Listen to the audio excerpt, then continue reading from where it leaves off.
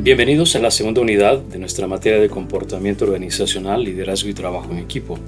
Hemos denominado esta unidad comportamiento organizacional y en esta oportunidad, en el primer Springcast, nos vamos a enfocar en un tema específico denominado comportamiento y estructura organizacional.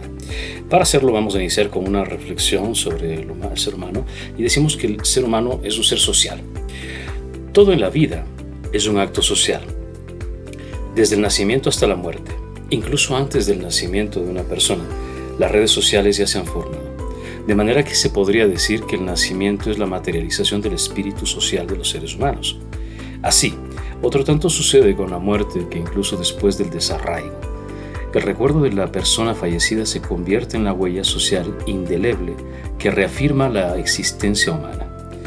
En conclusión, lo social impregna todos los actos del ser humano, desde los que todavía no se producen por estar en ciernes, hasta los que ya se produjeron y nos visitan solo en forma de recuerdo.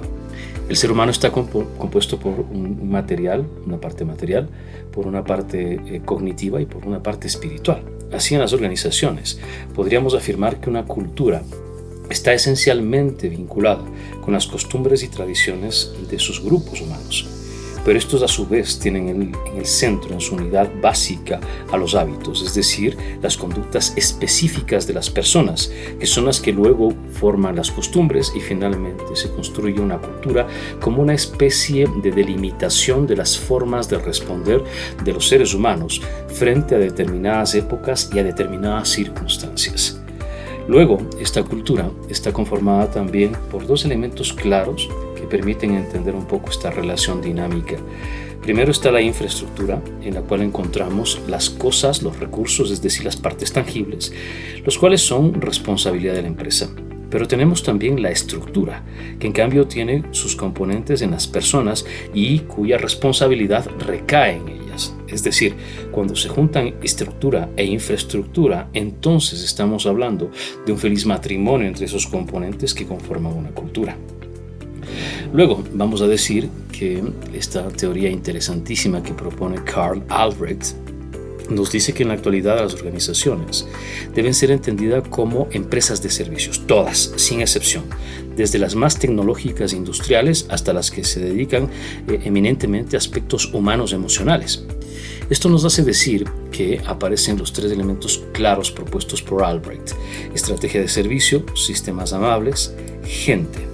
Los sistemas amables son lo que Albrecht llama también procesos dentro de las organizaciones.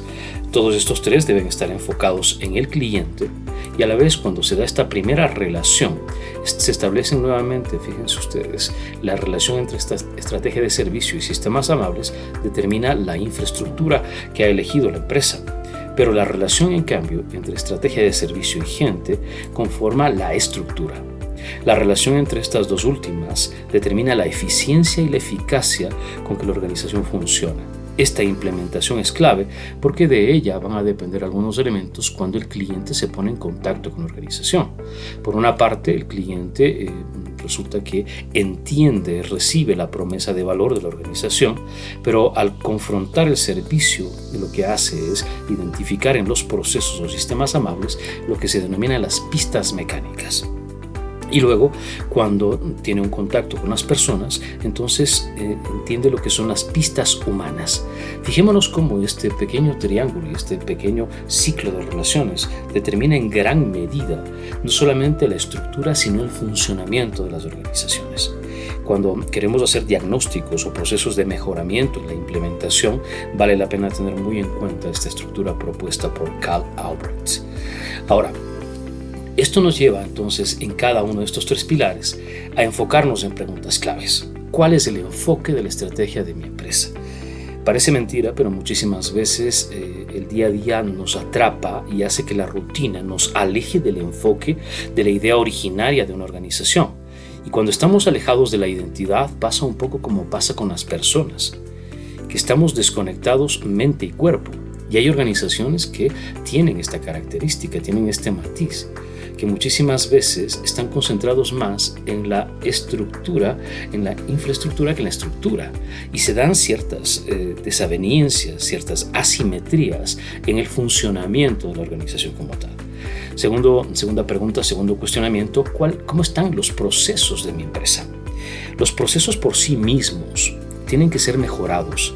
El problema con los procesos es que muchas veces se convierten en obsoletos o que dejan de atender a lo crucial. Y recordemos nuevamente, lo crucial es el cliente fundamentalmente. La tercera pregunta nos dice cómo están las personas en mi empresa, y esto nos hace reflexionar sobre algo clave. Y es que este enfoque en el cliente no solamente implica el cliente externo, sino por el contrario, el cliente interno fundamentalmente, porque los modelos de negocio han migrado poco a poco de ser diseñados desde la empresa hacia el cliente y ha cambiado este giro.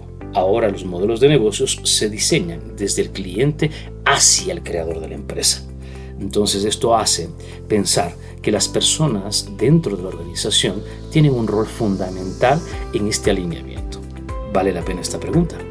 Luego, cuando relacionamos todo esto, vamos a ver que aparecen ya los tres pilares del triángulo de servicio: estrategia, sistemas y gente. Y cuando los desglosamos, vamos a ver qué es lo que encontramos, que es muy interesante. La estrategia implica la visión y la misión, y estas, a su vez, los objetivos estratégicos cruciales de la organización, que solamente son alcanzables a través de las prácticas de las personas dentro de las empresas. Por su parte, los sistemas están involucrados con los procesos internos, y estos tienen políticas para ser alcanzados, desarrollados, y esto solamente se logra a través de las conductas. Finalmente, las personas, la gente, expresa un compromiso al aceptar el contrato moral con la organización, y luego este compromiso se expresa a través de su personalidad y carácter. Y finalmente, esa personalidad y carácter se hace visible o tangible a través de los hábitos. Fijémonos cómo entonces nuevamente aparece este rol fundamental de las conductas, de los hábitos, de las prácticas de las personas para hacer realidad la estrategia de servicio y poner en funcionamiento su estructura. Luego viene una reflexión interesante, y es que la ejecución empresarial suele tener un problema básico de falta de logro. Y esta reflexión creo que lo aclara muy bien. Nos dice que el 65% de las iniciativas precisan un cambio de conducta específica por parte de los empleados de primera línea, aquellos que conforman la base de la pirámide organizacional. En otras palabras, ninguna iniciativa va a ser realizada si es que los empleados de primera línea no están comprometidos y sus conductas no reflejan la estrategia. Ahora, hay dos tipos de estrategia que propone Franklin Covey. El uno es el del poder de la firma y los otros se denominan cambio de conducta. Y vamos a ver que en cada uno de ellos, esto que está en el poder de los socios de la empresa, siempre va a depender de cómo las personas en primera línea cambian sus conductas. Así podemos ver que la inversión de capital necesita primero mejorar la experiencia de los clientes, que a su contrario no funciona. La contratación de personal va a necesitar aumento de calidad. Si no, se queda simplemente en un buen deseo. El cambio en los procesos requiere disminuir el tiempo de respuesta y muchas veces de los errores. Y esto tiene que ver con lo que las personas hacen. La adquisición estratégica que hace una empresa necesita consistencia operacional. La compra de espacios en medios requiere un método de consultoría para ventas. Y finalmente, el cambio de oferta de productos requiere reducir excedente de costos. Fijémonos cómo, si es que no se realizan estos, las iniciativas del directorio, de los stockholders, simplemente se quedan en buenas intenciones. Finalmente, vamos a ver un concepto denominado gerencia del servicio, que se trata no solamente de un sistema administrativo o de gestión, sino más bien de una filosofía y de un concepto transformativo, como nos dice nuestra lectura, para poder lograr articular fines y medios dentro de las organizaciones. Y esta tiene una relación básica que nos dice que esta gerencia del servicio depende de tres pilares claves: la calidad del producto, la calidad del servicio y la reducción del costo. Para esto, este concepto de gerencia del servicio tiene 5 elementos claves fundamentales en el control interno de los procesos de servicio al cliente. Hablamos de servicio al cliente nuevamente en el entendido que forma parte de las estructuras estratégicas organizacionales en la actualidad, y que todas las organizaciones somos organizaciones de servicios.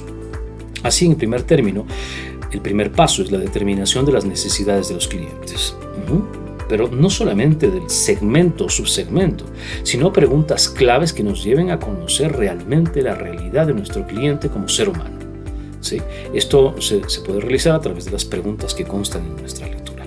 Segundo, el análisis de los ciclos de servicio, es decir, realizar un compromiso permanente de revisión y ajuste de toda esa cadena de momentos de verdad que el cliente mantiene con la organización, internos y externos, recordemos nuevamente.